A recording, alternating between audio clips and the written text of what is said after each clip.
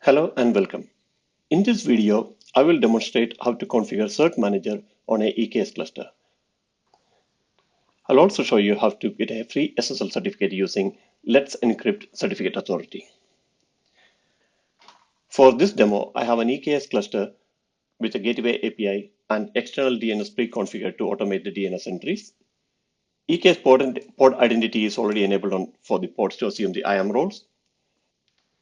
If you'd like to learn more about the external DNS configuration, check the link on the top right corner of this video. All the configuration files discussed in this video are available on my blog. Links to them can be found in the comment section. In a traditional network design, you have a network load balancer or an application load balancer, and SSL termination happens at the load balancer itself, and then the traffic is forwarded to the instances. We can still use service type of load balancer for managing the traffic. However, this comes with some challenges. That's why in Kubernetes, we have Gateway API or ingress controller. You create a network load balancer and forward the traffic to the gateway API or an ingress controller, and the certificate termination happens at the ingress controller or gateway API level, and then the gateway API or ingress will forward the traffic to respective applications. So that means your SSL termination will be happening at the gateway API. This is where Cert-manager is a very useful tool. Cert-manager can help with the automating the certificate management. Once installed and configured, Cert-manager will monitor for the new gateway or ingress resource and create a new certificate, and it will also renew the certificates automatically. Cert-manager also exposes metrics that can be used for alerting and monitoring. Cert-manager supports many certificate issuers, including self-signed certificate. In this example, I will be using LetsEncrypt certificate manager. LetsEncrypt allows you to have free SSL certificate. LetsEncrypt provide free SSL certificate that is valid for 3 months, and the Cert manager can automatically renew it. Let us get started with the configuration of Cert manager. Since I'm running on EKS cluster and my DNS domain is configured on route 53, I will start with configuring a pod identity for the Cert manager. Step 1 is creating IAM policy. Here I'm creating a Cert manager policy. And the step 2 is creating a IAM role with pod identity trust role. I have already created a IAM role. So here there's a IAM role. And if you look at the permissions, you'll see the policies attached. So there's a IAM policy that is allowing access to the route 53 zones. And if you look at the trust relationship, you will see pod identity trust relationship is configured. Next step is associating this particular role with the EKS cluster using pod identity. So we go into the EKS access tab and the pod identity association. For create and list available roles, here you can see the Cert manager IAM role is available. And I'm going to install Cert manager in a namespace called Cert manager. And I will be using the Kubernetes service account called Cert manager. Create. So now our pod identity is ready. Now we are ready to install Cert manager using Helm chart. There are some custom values you need to pass. Here is the minimum configuration you need to pass. Installing the CRDs. By default, Cert manager does not install the CRDs, so you have to enable it, or you have to install the CRD outside of the installation. You specify the namespace, which is Cert manager. In the config section, you must enable the gateway API configuration. At the time of recording, this version does not support gateway API by default. It supports ingress controller, but you have to enable the gateway API configuration specifically. You configure the service account to be created and also specify the service account name, which is Cert manager. This must match what we have provided in the pod identity association. So I'll copy the Helm installation command. I'm already in the folder. You can see the values file is here. I will go ahead and install it.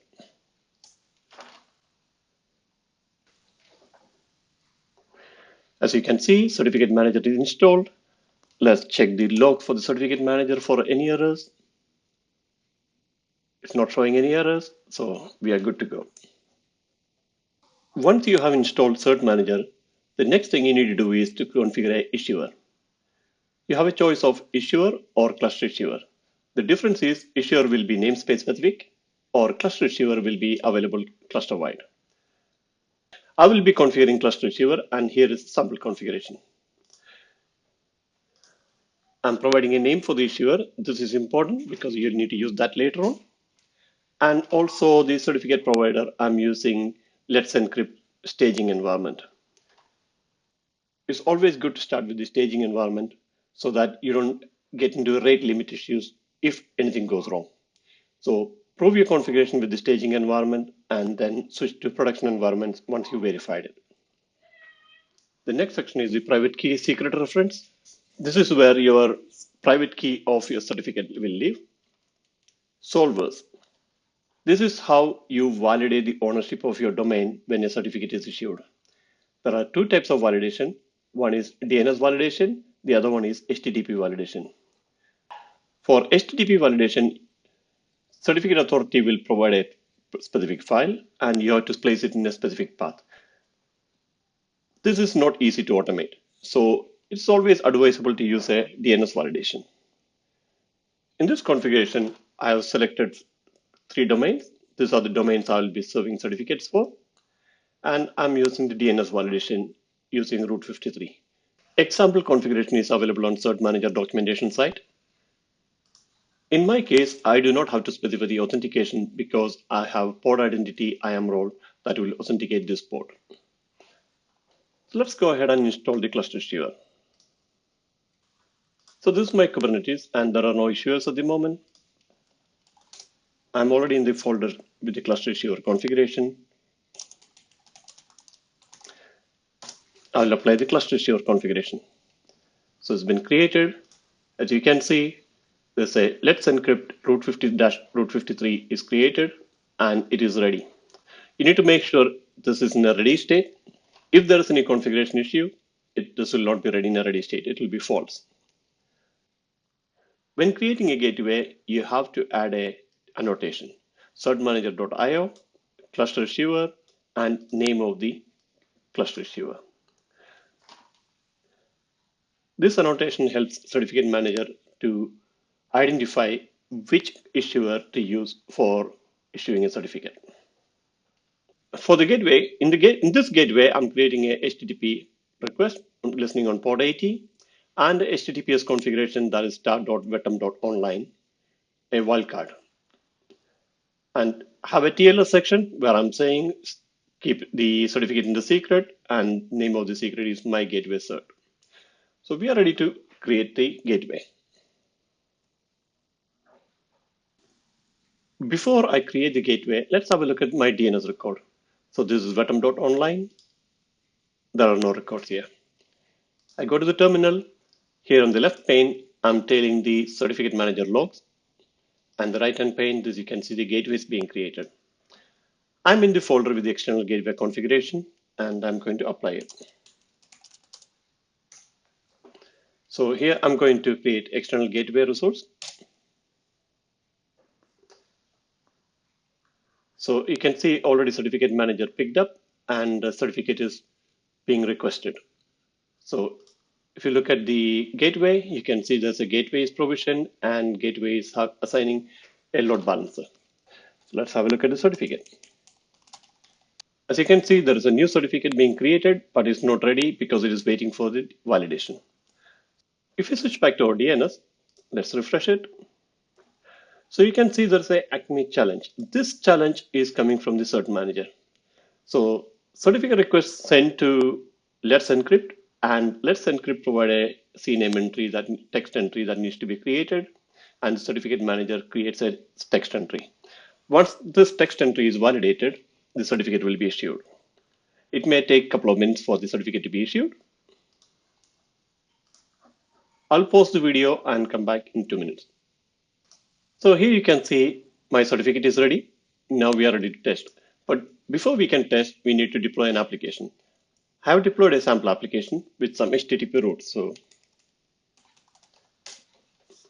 here you can see I created a HTTP route called test123.bottom.online. So before we access it, let's have a look at the DNS entries. So here there's DNS entries. You can see the challenge. Let's see if it created DNS entry for my domain.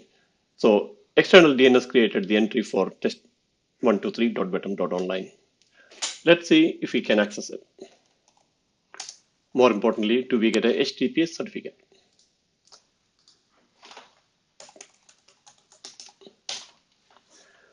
So when I go to the site, HTTPS site, I'm getting an error. Your connection is not private. This is expected because we are using staging URL of Let's Encrypt. So let's have a look at the certificate. So if you look at the certificate, you can see there's a certificate being issued, and this is issued by staging URL. This is good because this means your certificate manager is working, is able to communicate with the Let's Encrypt server and issue a new certificate. Let's remove this configuration and reconfigure the cluster receiver with the production URL, production Let's Encrypt URL. We have verified that the certificate manager is working. Now it is time to switch the cluster receiver to the production URL. So I'll enable the production URL for the Let's Encrypt, and I will comment out the staging URL and apply the cluster receiver. I'll go ahead and apply it. Let's have a look at the cluster receiver and verify the URL. You can see it's already pointing to the production URL. We'll deploy a sample application and verify.